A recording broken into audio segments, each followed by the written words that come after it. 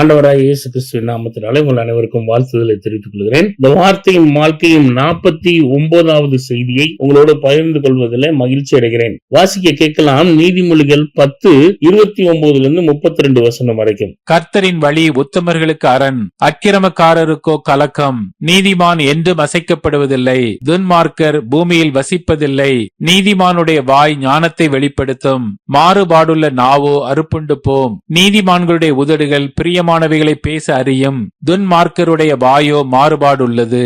நம்ம தொடர்ச்சியாய் இந்த நீதிமொழிகளில் 10ஆம் அதிகாரத்தை குறித்து நம்ம பார்த்து வருகிறோம். இதுல பாருங்க, 3 காரியம் இதுல இருந்து நம்ம கற்றுக்கொள்ள முடியும். முதலாவது காரியம் 30வது வசனத்துல ஆண்டவர் தெளிவாய் நமக்கு கற்றுக் கொடுக்கிறார். நீதிமான் என்றும் அசைக்கப்படுவதில்லை. கிறிஸ்துக்குள் பிரியமானவர்களே, நம்ம உறுதியாய் தேவனுக்கு பிரியமான காரியத்தை செய்யும் பொழுது நம்மளை எந்த ஒரு சக்தியும் அசைக்க முடியாது. அவ்வளவு தூரத்துக்கு நம்ம விசுவாசத்துல தேவனுடைய வார்த்தைக்கு தேவனுக்கு பயந்து நடக்கிறவர்களா இருப்போமானால் நம்ம அசைக்கப்படுவதில்லை என்று இந்த வசனம் சொல்லுகிறது. சங்கீதம் 37:23வது வசனம், நல்ல மனுஷனுடைய நடைகள் கர்த்தரால் உறுதிப்படும், அவனுடைய வழிகள் மேல் அவர் பிரியமாய் இருக்கிறார். யார் நல்ல மனுஷர்? உத்தமமாய் நீதி நியாயத்துல நடக்கிறவர்கள் அசைக்கப்படுவதில்லை. நம்மகிட்ட தேவன் எதிர்பார்க்கிறதுனா தேவனுடைய வார்த்தைக்கு கீழ்ப்படிய வேண்டும், தேவனுக்கு பிரியமானதை செய்ய வேண்டும். அப்போதான் தேவன் நம்ம செயல்களை உறுதிப்படுத்துகிறவராய் இருக்கிறார். அதுல நம்ம பிரயாசம் எடுக்கலாமா? இரண்டாவது காரியம் பாருங்க,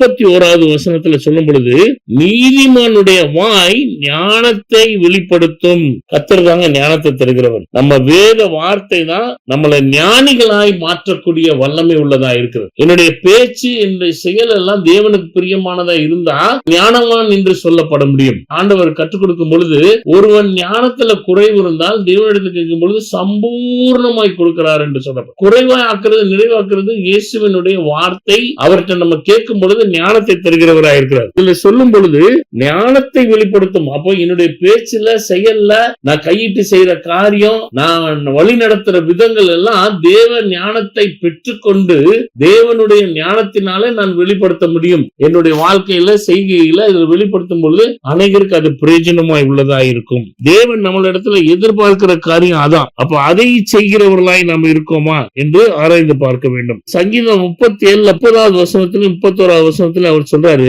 நீதிமானுடைய வாய் ஞானத்தை உரைத்து அவனுடைய நாவு நியாயத்தை பேசும், அவனுடைய தேவன் அருளிய வேதம் அவன் இருதயத்திலே இருக்கிறது, அவன் நடைகள் ஒன்றும் பிசகுவதில்லை. தாவீது சங்கீதம் 37 அவர் சொல்லுகிறார், நீதிமானுடைய வாய் ஞானத்தை உரைத்து அவனுடைய நாவு நியாயத்தை பேசும். அது மாத்திரம் அல்ல, அவனுடைய தேவன் அருளிய வேதம் அவன் இருதயத்தில் இருக்கிறது, அவன் நடைகள் ஒன்றும் பிசகுவதில்லை என்று 37 சொல்றார்.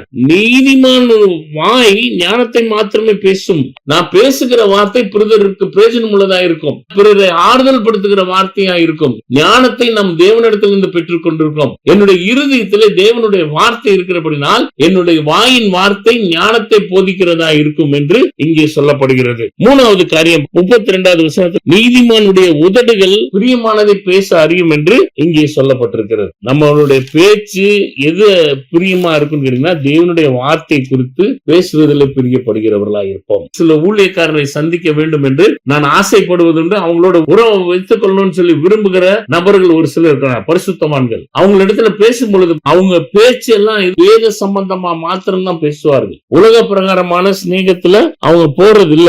தேவனுக்கு பிரியமானதை அவர்கள் பேசுகிறதுனால நமக்கு பிரயோஜனம் உள்ளதா இருக்கும், அவங்களுக்கு பிரயோஜனம் உள்ளதா இருக்கும். நம்ம எதை பேசுகிறவர்களா இருக்கிறோம் என்பதை சிந்தித்து பார்த்து கொண்டே இருக்க வேண்டும். நம்மளுடைய பேச்சு பிறரை ஆறுதல் படுத்துகிறதா, பிறருக்கு உதவி செய்கிறதா இருக்குதா என்று நாம் பார்த்து கொண்டே இருக்க வேண்டும். இந்த நீதிமன்றங்கள்ல 2ஆம் அதிகாரத்துல 11வது வசனத்தை, நல்ல ஆலோசனை உன்னை காப்பாற்றும், புத்தி உன்னை பாதுகாக்கும். யாரு சரியான ஆலோசனைக்காரரா இருக்கிறாங்க, யாரு நம்மள நல்ல ஆலோசனையில வழி நடத்துறாங்க என்பதை ஆராய்ந்து பார்த்து அதுல பிரியம் உள்ளவர்களாய் நாம் இருக்க வேண்டும் என்று கர்த்தர் எதிர்பார்க்க 3 காரியத்தை பார்க்கிறோம். நீதிமான் என்றும் அசைக்கப்படுவதில்லை என்று பார்த்தோம். நீதிமானுடைய வாய் ஞானத்தை வெளிப்படுத்தும் என்று பார்த்தோம். 3வது காரியம், நீதிமானுடைய உதடுகள் பிரியமானவைகளையே பேச அறியும் என்று பார்த்தோம். இன்னைக்கு எப்படிங்க இருக்கிறோம்? இந்த 3 காரியத்தையும் நம்ம வாழ்க்கையில கை கொள்கிறவர்களா இருக்கிறோமா, கடைபிடிக்கிறவர்களா இருக்கிறோமா? சாலமோன் ஞானி நம்ம கற்றுக் கற்றுக் கொடுத்த காரியங்க. இதை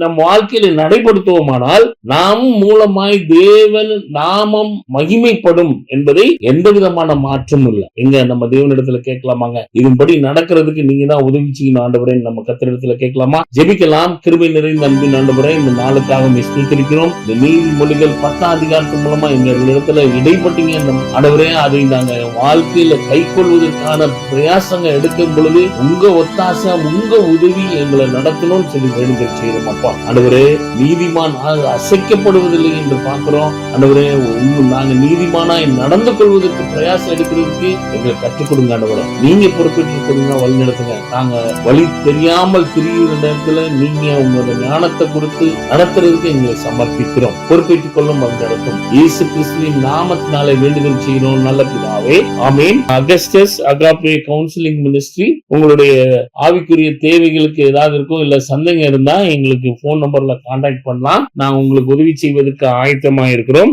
இந்த மெசேஜ் யூடியூப்லயும் வருகிறது. யூடியூப்ல போய் சப்ஸ்கிரைப் பண்ணீங்கன்னா தொடர்ந்து செய்திகளை கேட்பதற்கு உங்களுக்கு ஈஸியா இருக்கும். Thank you. God bless you. Amen.